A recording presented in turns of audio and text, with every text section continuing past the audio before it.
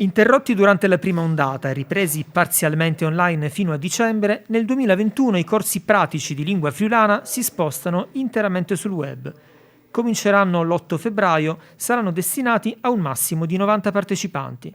Li organizza la Società Filologica Friulana con il sostegno dell'Arlef, l'Agenzia regionale per la lingua friulana. Chi sono i partecipanti di questi corsi? Direi dai più disparati sia come fasce d'età, ma soprattutto anche come locazione geografica, per cui abbiamo anche corsisti che sono lontani. Abbiamo avuto un corso di friulano in Giappone l'anno scorso e questo ci ha fatto molto piacere, anche con studenti locali, per cui non solo friulani tripiantati in Giappone, ma anche con giapponesi. Quindi proporremo i nostri corsi con la Società Filologica Friulana proprio a tutte le persone che vorranno partecipare, massimo 90 persone, ma pensiamo che questa sia una modalità abbastanza importante in questo momento storico.